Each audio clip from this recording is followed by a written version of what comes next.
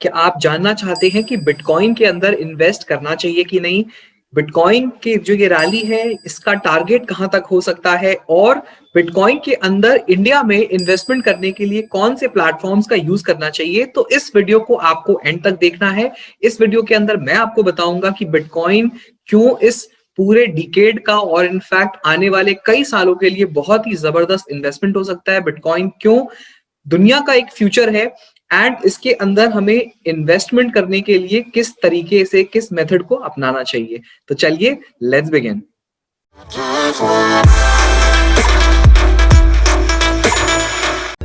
Hello traders and investors, welcome to mister market वाला channel. मैं हूं कपिल गुप्ता, मिस्टर मार्केट वाला। सो फ्रेंड्स, अगर आपने अभी तक मिस्टर मार्केट वाला के चैनल को सब्सक्राइब नहीं किया है तो सबसे पहले मिस्टर मार्केट वाला के चैनल को सब्सक्राइब कीजिए और नीचे दिए गए बेल नोटिफिकेशन आइकन को प्रेस कीजिए ताकि जब भी मेरा कोई नया वीडियो आए आपको उसका नोटिफिकेशन मिले। सो फ्रेंड्स, यहाँ पर मैं अपने पूरे जो मैंने स्पेशल सीरीज लॉन्च की थी न्यू ईयर पे, जिसका नाम है स्पेशल प्रोटेक्शन ग्रुप, इसका 4th वीडियो आज मैं लेके आ रहा हूँ आपके सामने। मैंने पहले वीडियो के अंदर आपको एक बैकड्रॉप दिया था कि ये पूरे डिकेड के अंदर आपको किस तरीके से अपने पोर्टफोलियो को थोड़ा सा इक्विटी और डेट से हटा के कैसे एक अलग तरह का एसेट क्लास है सिल्वर, गोल्ड और बिटकॉइन, इसके अंदर एलोकेट करना है। तो अगर आपने अभी तक वो वीडियोस नहीं देखा है तो उसको सबसे पहले ऊपर दिए गए आई बटन पे क्लिक करके देखें, उसके बाद ही इस वीडियो के ऊपर आए। एंड इसके बाद पार्ट 2 में मैंने सिल्वर और पार्ट 3 में मैंने गोल्ड के इन्वेस्टमेंट के ऊपर आपको पूरा डिटेल दे दिया है। अब आज का जो हमारा टॉपिक है वो बिटकॉइन के ऊपर है। मैं आपको बिटकॉइन में इन्वेस्ट करने के पहले 3-4 रिस्क फैक्टर्स हैं, उससे आपको अवेयर कराना चाहूंगा। सबसे पहला ये है कि हमें बिटकॉइन के अंदर कोई ट्रेडिंग नहीं करनी है, हमें कोई इंट्राडे ट्रेडिंग नहीं करनी है, एटलीस्ट इंडियंस को अभी नहीं करनी है, बिकॉज इंडिया में कोई ऐसा इतना सोफिस्टिकेटेड प्लेटफॉर्म नहीं है जिसके अंदर आप बहुत अच्छे से रेगुलरली ट्रेडिंग कर पाओ, जिसके अंदर रिस्क बहुत थोड़ा कम हो। ऑलरेडी बिटकॉइन एक रिस्की एसेट क्लास है और उसके अंदर अगर आप ट्रेडिंग कर रहे हैं तो आप बहुत बड़ा रिस्क ले रहे हैं बीइंग अ इंडियन। अभी इंडिया में जब तक खुद के एक्सचेंजेस पे, यानी हमारे जो NSE है या BSE है, इस पे जब तक बिटकॉइन का कॉन्ट्रैक्ट या उसके फ्यूचर्स जब तक लिस्ट नहीं होते हैं तब तक हमको ट्रेडिंग से दूर रहना चाहिए। बट मुझे उम्मीद है कि जैसे बाहर की देशों में बिटकॉइन को फ्रीली ट्रेड किया जा रहा है एक्सचेंजेस पे, वैसे इंडिया में भी आने वाले टाइम पे बिटकॉइन लिस्ट होगा। तब तक के लिए आपको वेट करना है। सेकेंड रिस्क इज कि बिटकॉइन ऑलरेडी एक रिस्की एसेट क्लास है, तो इसके अंदर आपको ओवर एक्सपोजर नहीं करना है। आपको सिर्फ एक सिस्टमैटिक इन्वेस्टमेंट प्लान का ही रूट लेना है और वो भी उतना ही जितना आप एक very risky, very high risk penny stock में इन्वेस्ट करके जितना रुपया आप लगाकर आराम से सो सकते हो रात को, और आपको ये डर नहीं हो कि अगर कल को सुबह वो कंपनी बंद हो जाती है या वो एसेट क्लास खत्म हो जाता है तो आपको ज्यादा फर्क नहीं पड़ेगा। But at the same time आपको इसकी रैली को भी राइड करना है। इसकी रैली को राइड करने के पीछे के जो क्या फंडामेंटल रीजन है वो मैं आपको आगे बताऊंगा। आपको उस वीडियो को एंड तक देखना चाहिए, तब आपको वो सारे कॉन्सेप्ट क्लियर होंगे कि हम क्यों बिटकॉइन में इन्वेस्ट करने के लिए इंकरेज कर रहे हैं। सो फ्रेंड्स, यहाँ पर आपको अपने पोर्टफोलियो का 5% से ज्यादा हिस्सा बिटकॉइन के अंदर एलोकेट नहीं करना है। It's a very risky asset class. और अगर आप SIP करते हैं, फॉर एग्जांपल आप 10,000 रुपीज पर मंथ का SIP करते हैं, तो आपको 500 रुपए हर मंथ बिटकॉइन के अंदर इन्वेस्ट करना है, उससे ज्यादा नहीं करना है। Now coming to the third risk which is कि ये एक बहुत ही ज्यादा टेक्नोलॉजी के ऊपर डिपेंडेंट एसेट क्लास है। अगर आप टेक्नोलॉजी फ्रेंडली नहीं है, आपको कुछ प्रॉब्लम्स होता है टेक्नोलॉजी यूज करने में, उसको समझने में, देन आपको इस एसेट क्लास से दूर रहना है।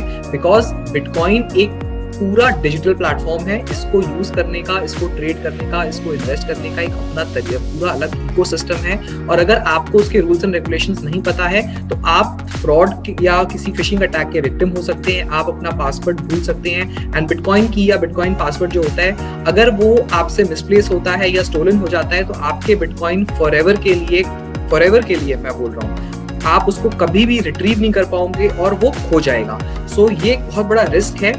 इसलिए अगर आप टेक्नोलॉजी ज्यादा अच्छे से कंफर्टेबली यूज नहीं कर पाते हैं तो फिर आपको बिटकॉइन से दूर रहना चाहिए। Another thing which I will like personally to tell you all is कि आपको बिटकॉइन में इन्वेस्ट करने के पहले बहुत रिसर्च भी करना चाहिए, बिकॉज बिटकॉइन एक ऐसा कॉन्सेप्ट है जो बहुत आसानी से सबको नहीं समझ में आ रहा है, और जिनको समझ में आया था उन्होंने इसके ऊपर बहुत जबरदस्त कैपिटलाइज किया है। तो आपको बिटकॉइन में इन्वेस्ट करने के पहले उसके बारे में पढ़ना चाहिए। अभी करेंटली क्रिप्टो करेंसी के मार्केट में कई 100 तरह के डिफरेंट क्रिप्टो करेंसीज आ चुकी हैं, जिसमें से बिटकॉइन सबसे ज्यादा फेमस है। तो इसमें भी आपको ये स्टडी करना पड़ेगा कि आपको बिटकॉइन में ही क्यों इन्वेस्ट करना है, या किसी और क्रिप्टो करेंसी में क्यों नहीं करना है, या वाइसा वर्सा कि किसी और क्रिप्टो करेंसी में इन्वेस्ट करना है और बिटकॉइन में क्यों नहीं करना है। इन सारे सवालों के जवाब आपको खुद से ढूंढने होंगे। एंड आप किसी पीयर प्रेशर में, या आपके नेबर ने या किसी रिलेटिव ने फैमिली में बिटकॉइंस या क्रिप्टो में इन्वेस्ट किया है, तो उस चक्कर में आपको इन्वेस्ट नहीं करना है। जब तक आप श्योर नहीं हो, जब तक आप क्लियर नहीं हो इसके कॉन्सेप्ट से, तब तक आप इस एसेट क्लास से दूर रहेंगे।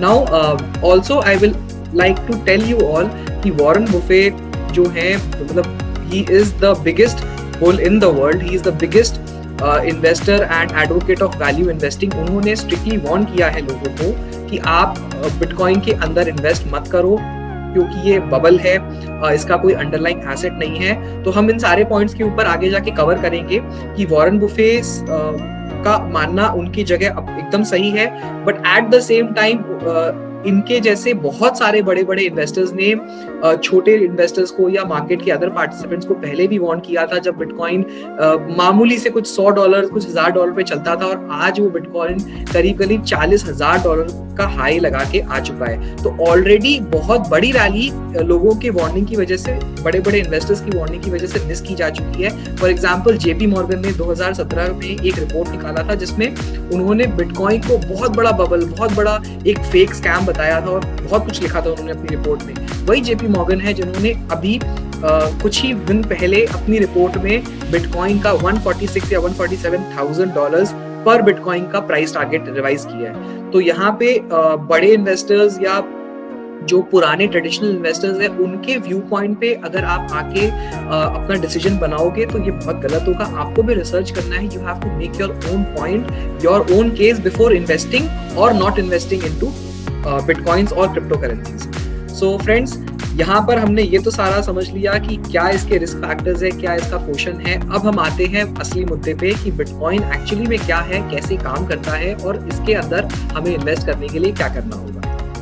अब मैं आपको एक एग्जांपल से ये समझाऊंगा कि बिटकॉइन में एक्चुअली में ट्रांजैक्शंस कैसे किया जा सकता है। लेट्स से कि मैं एक शॉप ओनर हूँ और मेरा एक कस्टमर है जो मुझे बिटकॉइन में पेमेंट करना चाहता है for my in respect of my goods and services. तो मैंने उसका रिक्वेस्ट जैसे रिसीव किया, मैं जो बिटकॉइन का नेटवर्क है उससे कम्युनिकेट करता हूँ और मैं ये चेक करवाता हूँ कि उस पर्टिकुलर कस्टमर के अकाउंट में एक्चुअली में बिटकॉइन है कि नहीं, या उसके कस्टमर के बिटकॉइन वॉलेट में एक्चुअली में बिटकॉइन है कि नहीं। तो जो बिटकॉइन का नेटवर्क होता है, it comprises of a lot of miners, जिसको हम नोड्स या कंप्यूटर्स भी कह सकते हैं। तो ये जितने भी कंप्यूटर्स है जो बिटकॉइन के नेटवर्क का हिस्सा हैं, ये सारे कंप्यूटर्स अपने अपने मेमोरी में बिटकॉइन नेटवर्क के जितने भी पार्टिसिपेंट हैं, उनके जितने वॉलेट्स हैं, उनके लेजर का, उनके जो हिसाब किताब होता है, उसको अपने लेजर में मेंटेन करके रखते हैं। यानी कि हर बिटकॉइन के नेटवर्क के पार्टिसिपेंट के पास दूसरे पार्टिसिपेंट के अकाउंट का लेजर का हिसाब किताब रहता है। इससे क्या होता है कि किसी भी एक सेंट्रलाइज्ड गवर्निंग बॉडी के पास अधिकार नहीं होता कि वो सारे अकाउंट्स के ऊपर नजर रख सके या सारे अकाउंट्स को कंट्रोल कर सके, क्योंकि यहाँ पे जो बिटकॉइन है इसका अधिकार समान रूप से हर एक सिटीजन के ऊपर है जो बिटकॉइन नेटवर्क का मेंबर है। तो मुझे बिटकॉइन नेटवर्क से रिप्लाई आ जाएगा कि आपका जो कस्टमर है उसके अकाउंट में एक्चुअली में पैसा है या नहीं है। अगर है तो ट्रांजैक्शन आगे प्रोसीड हो पाएगा, अगर नहीं है और वो सामने वाला जो कस्टमर है मुझे बिटकॉइन में पे करने के लिए रिक्वेस्ट करता है, तो नेटवर्क इसको रेड फ्लैग कर देगा। और मैं आपको एक चीज और बताना चाहूंगा कि कोई भी जो नेटवर्क का पार्टिसिपेंट है वो अपने अकाउंट के बिटकॉइन वैल्यू के साथ इतनी आसानी से छेड़खानी नहीं कर सकता है। उसके पीछे का कारण ये है कि अगर वो अपने अकाउंट का बैलेंस चेंज करना चाहेगा तो उसको नेटवर्क के सारे जितने भी नेटवर्क नोड्स हैं या नेटवर्क के कंप्यूटर्स हैं, उन सब के मेमोरी के अंदर जाके उसको ओवरराइड करके, उसको बाईपास करके, उसको हैक करके उन सारे रिकॉर्ड्स को चेंज करना पड़ेगा, ना सिर्फ एक बार बल्कि जब से बिटकॉइन शुरुआत हुई है तब से लेकर अभी तक के जितने भी ट्रांजैक्शंस है उसको भी बैक कैलकुलेट करके ठीक करना पड़ेगा। क्योंकि जो नेटवर्क होता है वो जब से बिटकॉइन शुरू हुआ है तब से लेकर आज तक के सारे ट्रांजैक्शंस को एक कैलकुलेटेड मैनर में मैच कर रहा है। ये एक तरीके का आपका बही खाता है या एक आपका अकाउंट्स का बुक है जिसके अंदर डेबिट और क्रेडिट बराबर से मैच होते जाता है सारे नेटवर्क पार्टिसिपेंट का। तो इसको चेंज करना नेक्स्ट टू इम्पॉसिबल है। हमने ये जरूर सुना है कि बिटकॉइन के बहुत सारे फ्रॉड हुए हैं, बिटकॉइन के फिशिंग अटैक्स हुए हैं, एक्सचेंजेस से बिटकॉइन हैक करके चोरी हो गया है। ये जरूर सही बात है, बट ये बहुत डिफिकल्ट है।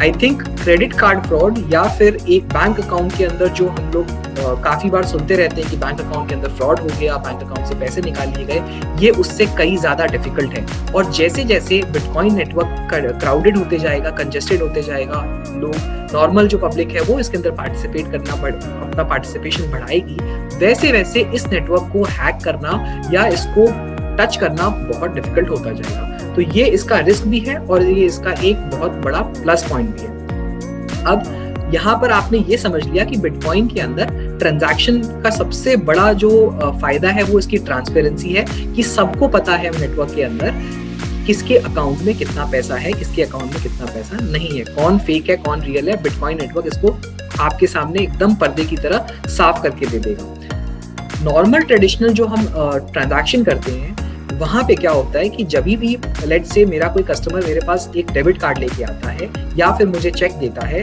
तो मुझे उस ट्रांजैक्शन को पास करने के लिए हमेशा एक बैंक के पास जाना पड़ता है। और मेरे जैसे कई कस्टमर्स या कई शॉपकीपर्स, हम सब के लिए एक कॉमन बैंक हो सकता है। तो यहाँ पर एक सेंट्रलाइज्ड गवर्निंग बॉडी पूरे ट्रांजैक्शंस के ऊपर नजर रखती है और हमारे देश पे RBI is the central body जो सारे बैंक्स के ऊपर नजर रखती है। तो यहाँ पे एक centralised system of governance and centralised system of financial transactions है। बट बिटकॉइन में इसका कॉन्ट्ररी है। बिटकॉइन में ये एक पीयर टू पीयर ग्रुप के बेसिस पे चलता है। तो यहाँ पर सारे नेटवर्क के पार्टिसिपेंट, जितने भी नेटिजन्स हैं, जितने भी नेटवर्क के लोग हैं, उनके ऊपर जिम्मेदारी आती है और उनके ही कॉमन लेजर के हिसाब से जितने भी ट्रांजैक्शंस है वो पास होते हैं। तो बताइए क्या बढ़िया है, एक सेंट्रल गवर्निंग बॉडी का सबके अकाउंट के ऊपर कंट्रोल करना या फिर कॉमन पब्लिक का सारी कॉमन अकाउंट्स के ऊपर कंट्रोल करना? ये आपको डिसाइड करना है और ये बहुत ही मजेदार कॉन्सेप्ट है, आपको इसके ऊपर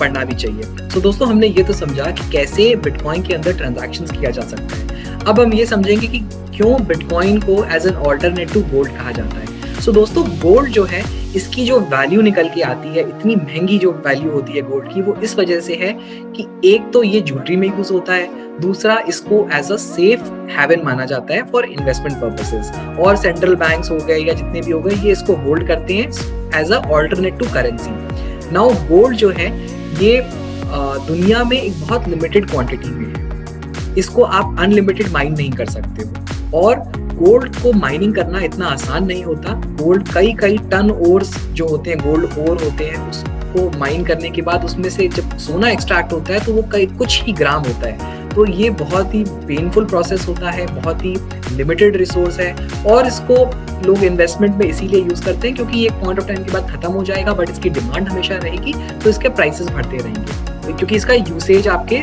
ज्वेलरी में है। सिमिलरली जो हमारा डिजिटल क्रिप्टो करेंसी है यानी बिटकॉइन या और भी अदर डिजिटल क्रिप्टो करेंसी, इनके अंदर बहुत अलग अलग तरीके के एसेट क्लासेस बनाए गए हैं। कुछ क्रिप्टो करेंसीज जो है उनका वैल्यू बहुत बड़ा है, मतलब उनके जो माइनिंग का जो कैपेसिटी है वो बहुत बड़ा है। कुछ क्रिप्टो करेंसी के माइनिंग का कैपेसिटी बहुत ही लिमिटेड है, यानी वो बहुत ही पर्याप्त मात्रा, बहुत ही थोड़ी सी मात्रा में है। नाउ बिटकॉइन जो है इसका जो वैल्यू है, value of number of coins, वो 21 मिलियन पे एकदम अपर लिमिट पे कैप्ड है, यानी 21 मिलियन से ज्यादा बिटकॉइन के कॉइन्स जनरेट नहीं हो पाएंगे। तो इस वजह से एक ये फाइनाइट रिसोर्स हो गया, आप कुछ भी कर लो, आप 21 मिलियन से ज्यादा इसको माइन नहीं कर सकते हो अनलेस एंड अनटिल इसके जो फाउंडर्स हैं वो अपने कोड के साथ थोड़ा सा चेंजेस करके इसका जो अपर कैप है उसको खोल दे। पर इस छेड़खानी से किसी का कोई फ़ायदा नहीं होगा, क्योंकि जो भी ये फाउंडर्स हैं जिन्होंने बिटकॉइन के अंदर इतना वैल्यू जनरेट करके दिया है, अगर वो किसी दिन इसके नंबर को चेंज करके अपर लिमिट को बढ़ा देते हैं या उसको अनलिमिटेड कर देते हैं, तो यहाँ पे नेटवर्क पे माइन किए गए जितने भी बिटकॉइंस हैं उनका वैल्यू अपने आप खत्म हो जाएगा। तो ये एक इसका बहुत बड़ा ड्रॉबैक है, और इसके लिए, इस काम को भी करने के लिए नेटवर्क का कंसेंसस लगेगा, जो कि इम्पॉसिबल है। नेटवर्क का कंसेंसस यानी कि नेटवर्क के अंदर पार्टिसिपेटेड जितने भी जो माइनर्स हैं उनको इस नए अपडेट को इंस्टॉल भी करना पड़ेगा, कि जो बिटकॉइन का जो जेनेसिस जो जहां से हुआ है, जिस भी ऑर्गेनाइजेशन ने इसको बनाया है, उन्होंने इसका अपर कैप खोल दिया है। तो उस नए लॉ को या उस नए प्रोटोकॉल यानी कंप्यूटर्स के भाषा का जो लॉ होता है, उसको भी इंस्टॉल सारे नेटवर्क के लोगों को करना पड़ेगा, तब जाके ये चीज पॉसिबल है, which is next to impossible given the amount of value bitcoin ने जनरेट करके दिया है लोगों के लिए। सो यहाँ पे बिटकॉइन एक फाइनाइट रिसोर्स हो गया, और इसका यूसेज ये है कि बिटकॉइन आप आपस में बहुत फ्रीली ट्रांजैक्ट कर सकते हो। बिटकॉइन को एक ऑल्टरनेटिव करेंसी बना दिया जा रहा है, तो यहाँ पे इसका यूसेज भी हो गया, ये लिमिटेड भी है, और इसको माइन करना पड़ता है। जैसे आप गोल्ड को माइन करते हो, वैसे ही आपको बिटकॉइन माइनिंग करनी पड़ती है। बिटकॉइन माइनिंग कैसे होती है? बिटकॉइन माइनिंग के लिए आपको बहुत ही हाई पावर्ड कंप्यूटर्स लगते हैं। ये हाई पावर्ड कंप्यूटर्स दिन रात मैथ्स के प्रॉब्लम सॉल्व करते हैं। तो जो नेटवर्क है बिटकॉइन का, वो कुछ मिनटों में एक ब्लॉक छोड़ता है। वो block is nothing but mathematical problems, और उस मैथमेटिकल प्रॉब्लम को उस नेटवर्क में जो भी सबसे पहले सॉल्व करता है अपने कंप्यूटर के थ्रू, और ये कंप्यूटर्स आपस मतलब ऑटोमेटिकली ये अपना कैलकुलेशन रन करते रहते हैं। तो जिसके पास जितना ज्यादा पावर है, वो उतनी ज्यादा कैलकुलेशंस उतने कम टाइम में कर पाएगा। सो जो भी नेटवर्क का जो नोड है या मेंबर पार्टिसिपेंट है, सबसे पहले सॉल्व करता है बिटकॉइन के ब्लॉक को, उसको रिवॉर्ड में बिटकॉइन मिलता है। तो यहाँ पर ये इसको माइनिंग करने का तरीका भी बहुत टफ है। आपको लग रहा है कि कंप्यूटर्स माइनिंग करते हैं तो बहुत आसानी से होता होगा, जी नहीं। बिटकॉइन माइनिंग के अंदर बहुत खर्चा होता है, बहुत एक्सपेंसिव होते जा रहा है ये, और इसके लिए आपको बहुत ही हाई पावर्ड कंप्यूटिंग पावर चाहिए। तो यहाँ पे सिमिलर टू गोल्ड, बिटकॉइन को माइन करना आसान नहीं है। सो ये सारे फैक्टर्स बिटकॉइन को एक ऑल्टरनेट टू गोल्ड बनाता है। और एक और रीजन ये है फ्रेंड्स कि हमारे पास धीरे धीरे करके एसेट क्लासेस की कमी आते जा रही है, कि हमें अपना वेल्थ ग्रो करने के लिए we have to create new asset classes. तो ये बिटकॉइन भी एक तरीके का एसेट क्लास बनाया गया है, जिसके अंदर आप वेल्थ को अपना कंटिन्यूसली बढ़ा सकते हो, लगा के उसको मल्टीप्लाई कर सकते हो। एक और कॉन्सेप्ट निकल के आ रहा है, वर्चुअल लैंड या फिर लैंड ऑन मून। ये तो हमने काफी पहले सुना ही था कि लोग चांद पे जमीन खरीद रहे हैं। अब नया कॉन्सेप्ट आ रहा है कि लोग वर्चुअली लैंड खरीदने का सोच रहे हैं। ये भी एक कॉन्सेप्ट अभी रिसेंटली आ रहा है इंटरनेट पे। तो ये सब कुछ आप देखो कि सब कुछ धीरे धीरे फिजिकल फॉर्म से उठ के वर्चुअल जा रहा है, बिकॉज हमने एज अ जनरेशन हमारे ऑलमोस्ट सारे फिजिकल रिसोर्सेज को खत्म कर दिया है। दुनिया में लैंड बहुत ही लिमिटेड रह गया है, जिसके अंदर हम आराम से रह सकते हैं। दुनिया में नेचुरल रिसोर्सेज बहुत जल्दी खत्म हो रहा है। सिल्वर गोल्ड का मैंने आपको पहले ही एग्जांपल दे दिया है अपने प्रीवियस वीडियोस में। तो इसी तरीके से हमें वेल्थ को बढ़ाने के लिए नए नए एसेट क्लासेस क्रिएट करने की जरूरत पड़ रही है। तो बिटकॉइन या क्रिप्टो करेंसी एक उसी बड़े प्लान का या एक बड़े ग्रैंड स्कीम का बहुत बड़ा हिस्सा है। नाउ वी नो कि why bitcoin is an alternative gold. अब हमें ये समझना है कि बिटकॉइन के अंदर जो कैलकुलेशन हुआ है कि 21 मिलियन बिटकॉइंस ही क्यों होंगे, कम या ज्यादा क्यों नहीं होंगे, और इसको लिमिट करने के पीछे क्या रीजंस हो सकते हैं। तो इसका दो एक्सप्लेनेशन है। एक तो मैथमेटिकल एक्सप्लेनेशन है। मैं मैथमेटिकल एक्सप्लेनेशन में नहीं जाऊंगा, मैंने आपके सामने स्क्रीनशॉट डाला है, और इस स्क्रीनशॉट का जो भी सोर्स है मैं उसका URL नीचे डिस्क्रिप्शन में दे दूंगा। तो आप उसको विजिट करके समझना कि कैसे बिटकॉइन जनरेट होता है। हर 10 मिनट में एक ब्लॉक होता है, उस ब्लॉक में से बिटकॉइंस निकलते हैं। हर 4 साल में बिटकॉइन के ब्लॉक्स का जो माइनिंग कैपेसिटी है वो आधा होते जाता है, और फिर XYZ करके पूरा एक एक्सप्लेनेशन है, आप उसको समझना। बट मैं ज्यादा इंटरेस्टेड हूँ इकोनॉमिकल एस्पेक्ट समझने में। सो फ्रेंड्स, बिटकॉइन जो है, इसका जो फर्स्ट माइनिंग हुआ था वो 3 जनवरी 2009 में हुआ था। नाउ 2009, आपको ये साल सुन के बड़ा आश्चर्य होना चाहिए, क्योंकि 2009 वो टाइम था जब दुनिया ने उस दौर का सबसे बड़ा फाइनेंशियल क्राइसिस एक्सपीरियंस किया था, और उसको 1 साल हुआ था। 2008 में द ग्रेट रिसेशन आया था जिसके अंदर इतने बड़े बड़े एसेट क्लासेस में जो बबल क्रिएट हुआ था वो फटा था। बड़े बड़े बैंक्स, बड़े बड़े फर्म्स एक के बाद एक ताश के पत्तों की तरह ढह गए थे। और उस समय भी एक टैंजिबल एसेट क्लास यानी रियल एस्टेट, जिसको आप टच कर सकते हैं, जिसको फील कर सकते हैं, देख सकते हैं, उसके अंदर बबल क्रिएट किया गया था। बड़े बड़े बैंक्स, बड़े बड़े कॉर्पोरेशंस ने उसके ऊपर जो लोन्स थे रियल एस्टेट सेक्टर के ऊपर, उनको सस्ते दामों में खरीद लिया था। फिर वो खरीदने के बाद उसको दूसरों को बेच दिया। जिन्होंने खरीदा उन्होंने फिर किसी और को बेचा।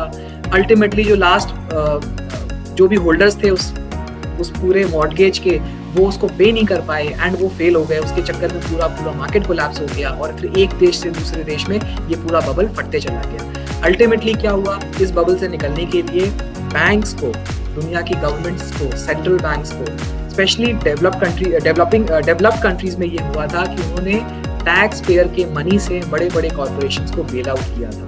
क्योंकि बड़े बड़े कॉर्पोरेशंस ने अपने हाथ खड़े कर दिए थे कि हम तो डूबने वाले हैं, हमारे साथ साथ इकोनॉमी डूब जाएगी, हमने सबको अपने जॉब से निकाल दिया है, तो हमें बचा लीजिए आप, वरना इकोनॉमी खत्म हो जाएगी। तो गवर्नमेंट ने पब्लिक का पैसा उन कॉर्पोरेशंस को दिया था क्योंकि उनका एक सट्टा या उनका एक जुआ गलत पड़ गया था। तो यहाँ पर जब कोई बड़ा इन्वेस्टर कहता है कि ये कोई बबल है, बिटकॉइन एक बबल है, क्रिप्टो एक बबल है, तो हमें ये भी याद रखना चाहिए कि दुनिया में ऐसा कोई एसेट क्लास नहीं है जो बबल नहीं है। इनफैक्ट आपका जो बैंक अकाउंट में रखा पैसा है, हम सबको पता है कि दुनिया में बैंक्स फेल होते रहते हैं। इंडिया में भी कुछ एग्जांपल्स है जहाँ पे बैंक्स फेल हो गए और उस बैंक के अंदर रखे हुए जो पैसे हैं वो लोगों को वापस नहीं मिल रहे हैं। तो कहीं पे कुछ भी सेफ नहीं है। इनफैक्ट कैश भी नहीं सेफ है।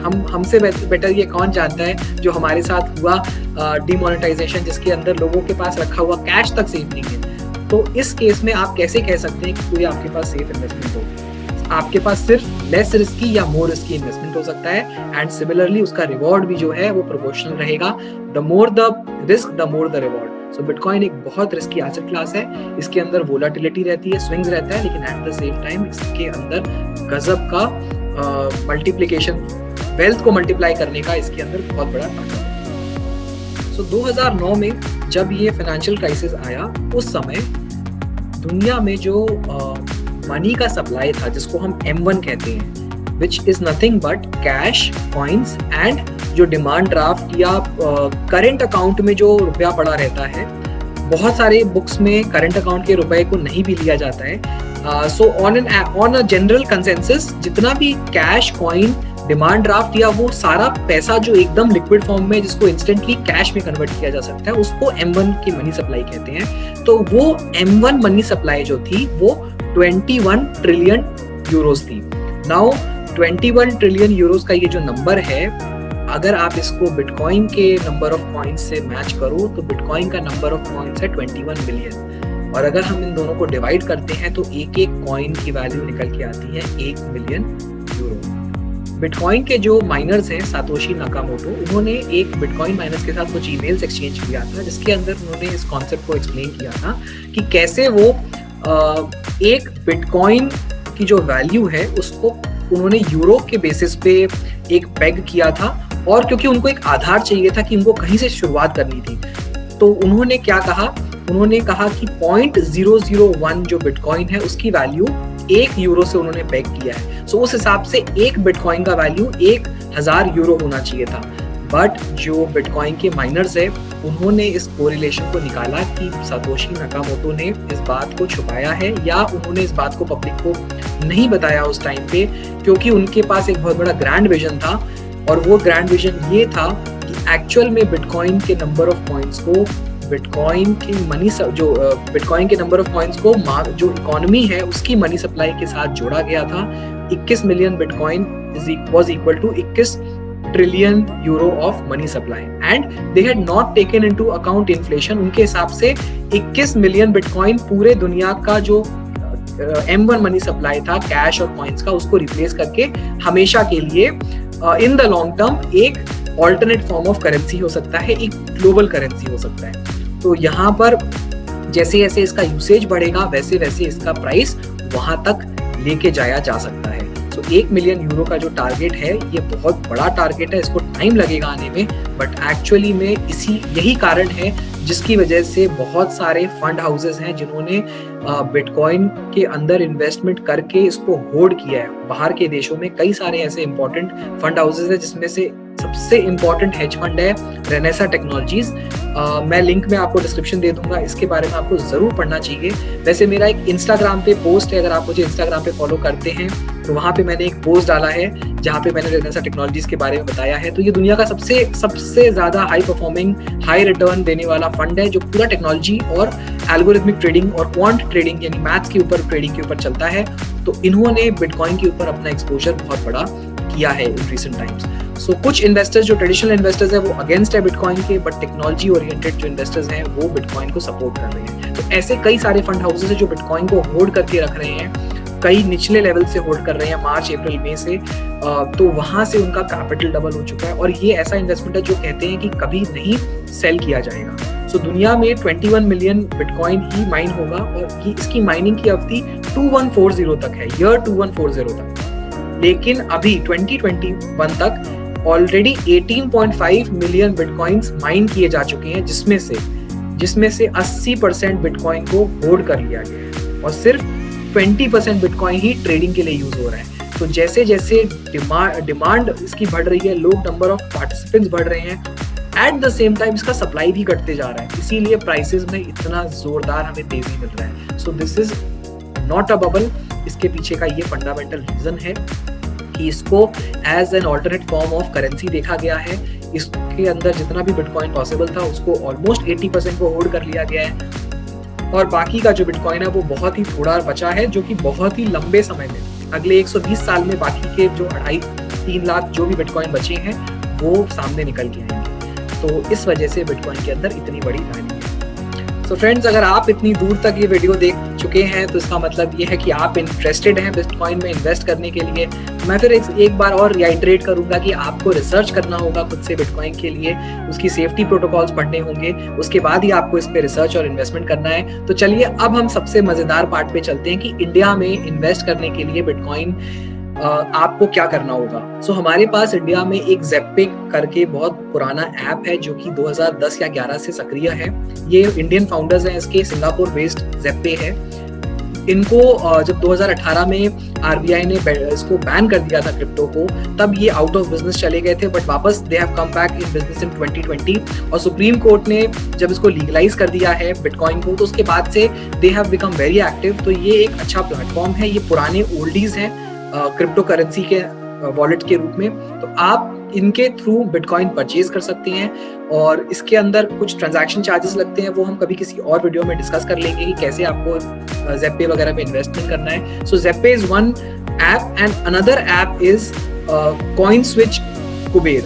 सो कॉइनस्विच कुबेर जो है ये भी एक इंडियन कंपनी है, इंडियन फाउंडर्स हैं, बैंगलोर बेस्ड टेक्नोलॉजी कंपनी है जिनका प्लेटफॉर्म है और मुझे ये रिलेटिवली आसान लगा। इसके अंदर यूआई वगैरह बहुत अच्छा है, यानी यूजर इंटरफेस, यूजर एक्सपीरियंस अच्छा है, बहुत आसानी से आप बिटकॉइन खरीद सकते हैं। सिर्फ एक ड्रॉबैक इसका ये लगा मुझे कि इसके अंदर जो बिटकॉइन के प्राइसेस है वो थोड़े हाई है, यानी इन्होंने अपना मार्कअप थोड़ा रखा हुआ है बिटकॉइन का, तो वो आपको देखना होगा। अब हम आते हैं कि बिटकॉइन हमने प्लेटफॉर्म तो समझ लिया, अब आपको इन्वेस्टमेंट कैसे करना है। सो आपको एसआईपी मोड ऑफ इन्वेस्टमेंट करना है, जैसा कि मैंने आपको पहले भी बताया है। एसआईपी आप कैसे करोगे कि मान लीजिए आपका 10,000 रुपए का टोटल पोर्टफोलियो है, आपको उसमें से 500 रुपया ही बिटकॉइन में लगाना है एवरी मंथ। और एवरी मंथ आप कब लगाओगे, don't put money in the first week या don't put money in the last week. हमेशा एसआईपी का एक रूल है कि आपको पैसा हमेशा सेकेंड वीक, थर्ड वीक के आसपास लगाना चाहिए, क्योंकि पहले और आखिरी हफ्ते में लोगों की सैलरियां क्रेडिट होती हैं और उसकी वजह से वो सारा जो सैलरीड क्लास का पैसा है वो मार्केट में आता है,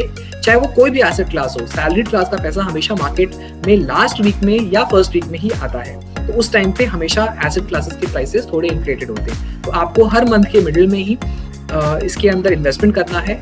और मैंने फर्स्ट वीडियो में एक एक्सप्लेन किया है पिरामिडिंग कॉन्सेप्ट, तो उस वीडियो को आप जरूर देखें, समझें कि कैसे पिरामिडिंग करके आप जब गिरता है प्राइसेस तो उसके अंदर थोड़ा अपना इन्वेस्टमेंट बढ़ा के अपने डॉलर कॉस्ट को एवरेज कर सकते हैं। इस तरीके से आपको बिटकॉइन के अंदर इन्वेस्ट करना है। एंड आई थिंक ये वीडियो बहुत लंबा बना है, पर बिटकॉइन एक बहुत ही डिफिकल्ट कॉन्सेप्ट है। मैं जितना आपको बता सकता था एक वीडियो के अंदर मैंने कोशिश किया है आपको समझाने का। पर्सनली अगर आप मुझसे पूछोगे, मैं बिटकॉइन के अंदर एसआईपी करता हूँ और मेरा हर मंथ का मेरे पोर्टफोलियो के हिसाब से जो एलोकेशन है वो मैं कर रहा हूँ। एसेट रिस्की एसेट क्लास है तो मैं भी संभल के ही इन्वेस्टमेंट करता हूँ, लेकिन क्योंकि ये एक एसेट क्लास है जिसने एक्चुअली में रिटर्न्स जेन्युइनली दिया है लोगों को, इसलिए हमें इसके अंदर इसको राइड करना और ये फ्यूचर है। सो मैं बिटकॉइन को जो भी इन्वेस्ट कर रहा हूँ मैं इसको अभी रिट्रीव नहीं करूंगा, मैं वेट करूंगा, कुछ साल मुझे देना है एंड मैं उतना ही रुपया लगा रहा हूँ कि अगर कल को ये बिटकॉइन के साथ कुछ भी होता है, कुछ भी खराब होता है, कुछ भी गलत होता है, जो कि मुझे लगता तो नहीं है, लेकिन स्टिल अगर कुछ गलत होता भी है तो मुझे कोई प्रॉब्लम नहीं होगा। मैंने एक बहुत हाई रिस्क एसेट क्लास में इन्वेस्ट किया था in anticipation of a very high reward, तो मैं उसके लिए वो रिस्क उठाने के लिए रेडी हूँ। बट मुझे ऐसा लगता है कि इंडिया में गोइंग फॉरवर्ड आने वाले कुछ सालों में जरूर बिटकॉइन की ट्रेडिंग एक्सचेंजेस पर होगी, बिकॉज जो वॉल्यूम बिटकॉइन का हो रहा है, बिटकॉइन का जो मार्केट कैप है उसको गोल्ड के मार्केट कैप तक ले जाने की कोशिश हो रही है। सो गोल्ड और बिटकॉइन के मार्केट कैप में बहुत बड़ा एक डिफरेंस है, उसको उस गैप को ब्रिज किया जा रहा है। तो इसलिए मुझे लगता है इंडिया में भी बिटकॉइन की ट्रेडिंग स्टार्ट हो जाएगी। तो लेट्स सी वो कब तक होती है, तो शायद फिर हम बिटकॉइन के अंदर ट्रेडिंग कर पाएंगे। बहुत ही कमाल का स्विंग आता है बिटकॉइन के अंदर, बहुत ही बड़े बड़े मूव आते हैं, बट लेट्स सी तब तक के लिए हमें बिटकॉइन के अंदर अपना SIP जारी रखना है। तो चलिए, आई होप आपको ये वीडियो बहुत अच्छा लगा होगा एंड अगर अच्छा लगा है देन प्लीज आपको लाइक करना है इस वीडियो को। मेरा टारगेट है कि मुझे कुछ अच्छे, मेरे सारे पुराने वीडियोस के कंपैरिजन में इसमें सबसे ज्यादा लाइक्स मिले, तो प्लीज इसको लाइक कीजिए, अपने दोस्तों को शेयर कीजिए, उनको अवेयर कीजिए कि कम से कम उनको पता हो कि बिटकॉइन क्या है, इन्वेस्ट करना है नहीं करना वो उनकी चॉइस है, बट वो इसकी तरफ कम से कम देखें, एक्सप्लोर करें इस कॉन्सेप्ट को। एंड मैं आने वाले दिनों में एक और नया सीरीज लेके आ रहा हूँ आपके सामने, उसका खुलासा हम आने वाले दिनों में करेंगे, जिसके अंदर मैं मार्केट से रिलेटेड आपको कुछ अच्छी अच्छी चीजें दिखाऊंगा, अच्छी अच्छी कंपनीज के बारे में बताऊंगा। तो उस वीडियो के लिए आपको वेट करना है। इस वीडियो को आपको लाइक करना है, शेयर करना है, इस पे कमेंट करना है जो भी आपके सुझाव है, प्रश्न है, और हम अब अलविदा लेंगे। अगले वीडियो में जल्दी मिलेंगे, तब तक के लिए दिस इज मिस्टर मार्केट वाला साइनिंग ऑफ।